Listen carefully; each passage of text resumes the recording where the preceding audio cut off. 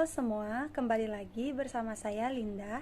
Jadi di video kali ini saya akan mereview buku pengantar sosiologi bab kelima tentang lembaga kemasyarakatan dari Profesor Dr. Soejono Soekanto. Tanpa berlama-lama lagi, langsung aja kita ke video pembahasannya. Dimulai dari pengantar, lembaga kemasyarakatan merupakan terjemahan langsung dari istilah asing social institution. Akan tetapi, hingga kini belum ada kata sepakat mengenai istilah Indonesia yang dengan tepat dapat menggambarkan isi social institution tersebut. Istilah lain yang diusulkan adalah bangunan sosial yang mungkin merupakan terjemahan dari istilah Soziale Gabriel atau dalam bahasa Jerman yang lebih jelas menggambarkan bentuk dan susunan social institution tersebut. Di sini akan digunakan istilah lembaga kemasyarakatan karena pengertian lembaga lebih menunjukkan pada suatu bentuk sekaligus juga mengandung pengertian yang abstrak perihal adanya norma-norma dan peraturan-peraturan tertentu yang menjadi ciri lembaga tersebut. Ada yang menggunakan istilah pranata sosial, tetapi social institution menunjukkan pada adanya unsur-unsur yang mengatur perilaku warga masyarakat. Lembaga kemasyarakatan adalah himpunan norma-norma dari segala tindakan yang berkisar pada suatu kebutuhan pokok di dalam kehidupan masyarakat. Lembaga kemasyarakatan pada dasarnya mempunyai beberapa fungsi, yaitu yang pertama, memberikan pedoman kepada anggota masyarakat, yang kedua, menjaga kebutuhan masyarakat yang bersangkutan, dan yang ketiga, memberikan pegangan kepada masyarakat untuk mengadakan sistem pengendalian sosial. Lalu ada pula proses pertumbuhan lembaga kemasyarakatan. Yang pertama, norma-norma masyarakat. Norma-norma yang ada dalam masyarakat terbentuk secara tidak sengaja namun luas. Kelamaan norma tersebut dibuat secara sadar. Norma yang ada dalam masyarakat mempunyai kekuatan mengikat yang berbeda-beda. Untuk dapat membedakan kekuatan mengikat norma tersebut, secara sosial dikenal adanya 4 pengertian, yaitu yang pertama, cara atau usage, menunjukkan pada suatu bentuk perbuatan yang lebih menonjol di dalam hubungan antara individu dan masyarakat. Yang kedua, kebiasaan atau folkways, perbuatan yang dilakukan berulang yang mempunyai kekuatan mengikat yang lebih besar daripada cara. Yang ketiga, tata kelanjutan atau mores, merupakan kebiasaan yang dianggap sebagai cara berperilaku dan diterima norma-norma pengatur. Yang keempat, ada adat istiadat atau custom, tata kelakuan yang kekal serta kekuatan integrasinya dengan pola-pola perilaku masyarakat. Bila adat istiadat dilanggar, maka sanksinya berwujud suatu penderitaan bagi pelanggarnya. Dalam rangka pembentukannya sebagai lembaga kemasyarakatan, norma-norma tersebut mengalami beberapa proses, yaitu yang pertama, proses pelembagaan, yakni suatu proses yang dilewati oleh sesuatu norma kemasyarakatan yang baru untuk menjadi bagian dari salah satu lembaga kemasyarakatan.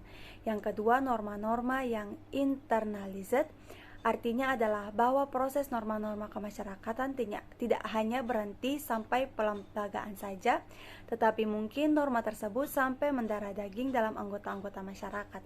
Suatu norma tentu dikatakan telah melembaga apabila norma tersebut diketahui, dipahami atau dimengerti, ditaati, dan juga dihargai. Yang kedua, ada sistem pengendalian sosial atau social control. Sistem pengendalian sosial seringkali diartikan sebagai pengawasan oleh masyarakat terhadap jalannya pemerintahan, khususnya pemerintahan beserta aparaturnya. Pengendalian sosial bertujuan untuk mencapai keserasian antara stabilitas dengan perubahan-perubahan dalam masyarakat.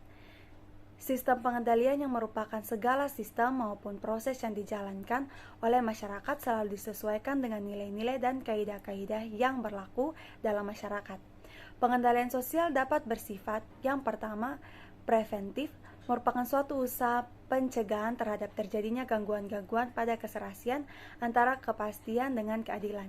Yang kedua, represif, merupakan usaha yang bertujuan untuk mengembalikan keserasian yang pernah mengalami gangguan. Alat pengendalian sosial dapat digolongkan ke dalam paling sedikit 5 golongan, yaitu yang pertama, mempertebal keyakinan anggota masyarakat akan kebaikan norma-norma kemasyarakatan. Yang kedua, memberikan penghargaan kepada anggota masyarakat yang taat pada norma-norma kemasyarakatan. Yang ketiga, mengembangkan rasa malu dalam diri atau jiwa anggota masyarakat bila mereka menyimpang atau menyeleweng dari norma-norma kemasyarakatan dan nilai-nilai yang berlaku. Yang keempat, menimbulkan rasa takut. Dan yang kelima, menciptakan sistem hukum, yaitu tata tertib dengan sanksi yang tegas bagi para pelanggar. Lalu kita ke ciri-ciri umum lembaga kemasyarakatan. Menurut Gilin dan Gilin, lembaga kemasyarakatan mempunyai beberapa ciri umum, yaitu yang pertama, suatu lembaga kemasyarakatan adalah suatu organisasi, pola-pola pemikir, dan pola-pola perilaku yang terwujud melalui aktivitas-aktivitas kemasyarakatan dan hasil-hasilnya. Yang kedua, suatu tingkat kekekalan tertentu merupakan ciri semua lembaga kemasyarakatan. Yang ketiga, lembaga kemasyarakatan mempunyai satu atau beberapa tujuan tertentu. Yang keempat, lembaga kemasyarakatan mempunyai alat-alat perlengkapan yang dipergunakan untuk mencapai tujuan lembaga yang bersangkutan. Yang kelima, suatu lembaga kemasyarakatan mempunyai suatu tradisi tertulis atau yang tak tertulis. Lalu adapun tipe-tipe lembaga kemasyarakatan. Dari sudut perkembangan ada dua tipe, yaitu yang pertama, creative institution, merupakan lembaga-lembaga yang secara tak disengaja tumbuh dari adat-adat masyarakat. Yang kedua, enacted institution, merupakan lembaga yang sengaja dibentuk untuk memenuhi tujuan tertentu. Dari sudut sistem nilai-nilai yang diterima masyarakat ada dua tipe, yakni yang pertama, basic institution, dianggap sebagai lembaga kemasyarakatan yang sangat penting untuk memelihara dan mempertahankan tata tertib dalam masyarakat. Yang kedua, subsidiary institution, dianggap kurang penting seperti kegiatan-kegiatan untuk rekreasi. Lalu dari sudut penerimaan masyarakat terdapat dua tipe, yaitu yang pertama, approved social sanctioned institution adalah lembaga-lembaga yang diterima masyarakat. Lalu yang kedua, unsanctioned institution merupakan lembaga-lembaga yang ditolak oleh masyarakat, walau masyarakat kadang-kadang tidak berhasil memberantasnya. Lalu adapun dari sudut penyebarannya dibagi menjadi dua lagi, yaitu yang pertama, general institution merupakan lembaga yang timbul karena dikenal oleh hampir semua masyarakat dunia. Lalu yang kedua, restricted institution merupakan lembaga yang timbul karena dianut oleh masyarakat-masyarakat tertentu di dunia. Adapun dari sudut fungsinya terdapat dua tipe, yakni yang pertama, operative institution, lembaga yang berfungsi untuk menghimpun pola-pola atau tata cara yang diperlukan untuk mencapai tujuan lembaga yang bersangkutan. Lalu yang kedua, regulative institution, lembaga yang bertujuan untuk mengawasi adat istiadat atau tata kelakuan yang tidak menjadi bagian mutlak lembaga itu sendiri.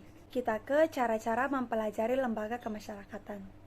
Cara-cara pendekatan atau mempelajari lembaga kemasyarakatan dapat dirincikan ke dalam 3 bagian. Yang pertama, analisis secara historis bertujuan meneliti sejarah timbul dan perkembangan suatu lembaga kemasyarakatan tertentu.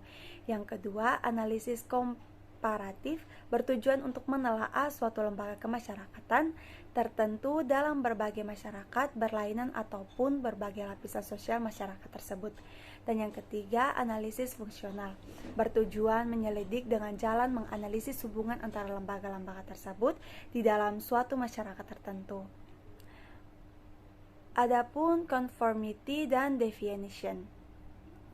Masalah yang erat hubungannya dengan pengendalian sosial adalah conformity dan deviation. Conformity yaitu penyesuaian diri pada norma-norma dan nilai-nilai dalam suatu masyarakat, dan deviation yaitu penyimpangan terhadap norma-norma dan nilai-nilai tersebut. Conformity biasanya sangat kuat dalam masyarakat-masyarakat tradisional. Hal yang sama pada masyarakat di kota-kota seringkali dianggap sebagai penghambat kemajuan dan perkembangan. Teori yang dikembangkan oleh Robert K. Merton, sosiologi meninjau penyimpangan atau deviasi dari sudut struktur sosial dan budaya. Menurut Merton, Di antara segenap unsur sosial dan budaya, terdapat dua unsur terpenting, yaitu kerangka aspirasi dan unsur-unsur yang mengatur segala kegiatan untuk mencapai aspirasi tersebut.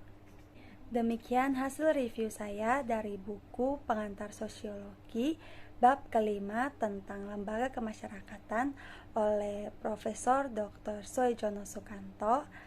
Semoga video kali ini bermanfaat untuk Anda, dan maaf jika ada kesalahan kata dan kalimat yang kurang berkenan di hati kalian. Sekian dari saya, terima kasih dan sampai jumpa.